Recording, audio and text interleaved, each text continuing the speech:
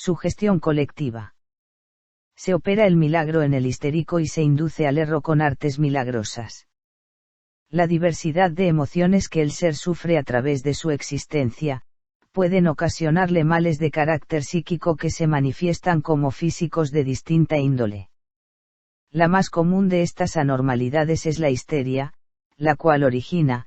por ejemplo, miedo, hastío, irritabilidad extremada, melancolía, manías varias, etc.,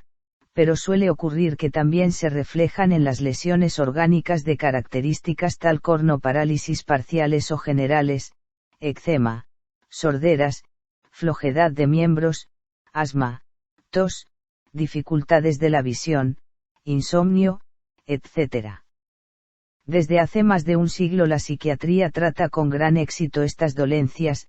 obteniendo su curación mediante la aplicación de métodos de sugestión, los cuales producen la reacción del enfermo y la mejoría o la desaparición de su enfermedad. En nuestro país estos experimentos se han llevado a cabo desde hace ya muchos años, a pesar de que gran parte de los facultativos ignorasen o combatiesen los sistemas empleados. Conocer los procedimientos de sugestión y el efecto causado por ella, ha dado motivo a que infinidad de encarnados, sin títulos médicos ni mayores conocimientos terapéuticos, se dedicaran a la tarea de aliviar de sus padecimientos a pacientes de este tipo de dolencia.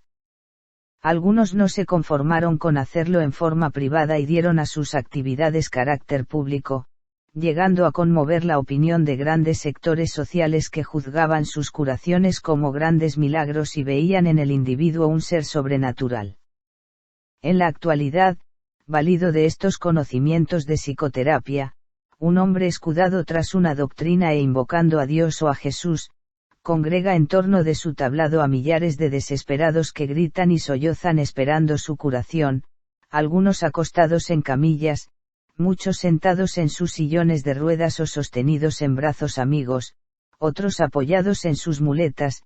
Hay quienes muestran sus llagas y se ve una cantidad enorme de seres que no pueden disimular lo avanzado de sus males. Naturalmente que algunos histéricos se sintieron aliviados, por la sugestión colectiva empleada, que los convenció de que podían curarse, pero los que no sufrían las consecuencias de esta enfermedad siguieron con los mismos defectos a pesar de toda la buena disposición que pusieron, para expresar su fe ante quien les decía, que su fe los salvaría.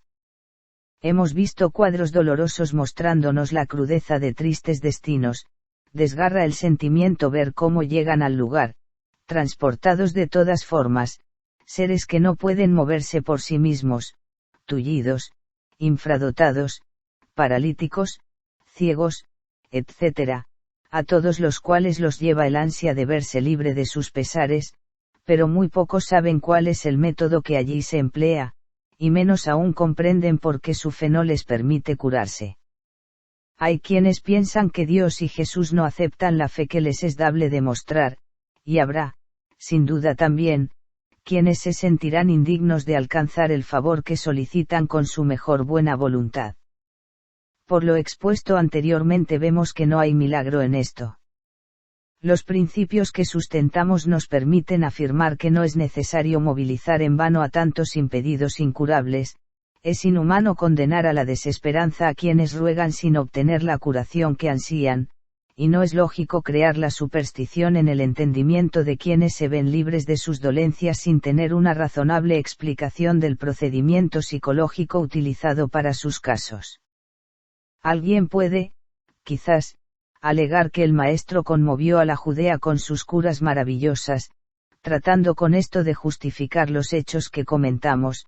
Cualquier espiritista que conozca a fondo la ciencia espiritual replicaría con la misfila espontaneidad, explicando que el Redentor ponía a disposición del enfermo, del alma o del cuerpo, los efluvios bienhechores que solicitaba para el sufriente a las altas esferas del bien. El encarnado recibía entonces el fluido espiritual destinado a restañar las llagas de su materia o las taras de su mente y la protección que lo liberaba de las influencias etéreas que mortificaban a su espíritu. Jesús fue confundido con los curalotodos de aquellos tiempos, de ahí que se le denominara el curandero, pero su enseñanza, de la cual poco ha quedado con la pureza que encerraba, desmentía esa denominación y lo colocaba a la vanguardia, de todos los misioneros que encarnaron en el planeta, con la expresa misión de hacer conocer a los hombres los beneficios asombrosos de ciencia de Dios. La práctica de sus mediumnidades establecía la verdad de su enseñanza y la experiencia de sus aplicaciones evidenciaba el maravilloso valor de su ciencia.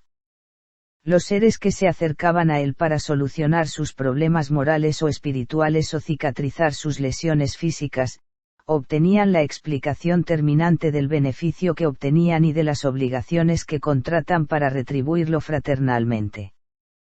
Por eso, no se sintió único o privilegiado y trató de inculcar en el sentimiento de quienes se le acercaban las virtudes y las condiciones que debían poseer los prosecutores de la obra que había emprendido.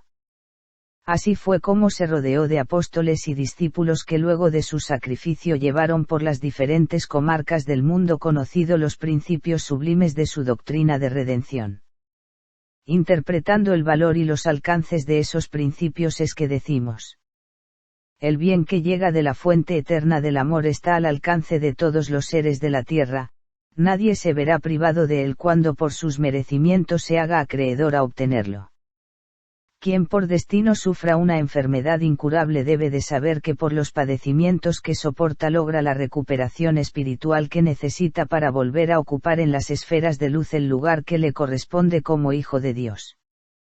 No hay ser que no merezca disfrutar las bondades que de nuestro gran principio se desprenden y que circunda sin excepción a todos los seres que penan como consecuencia del error.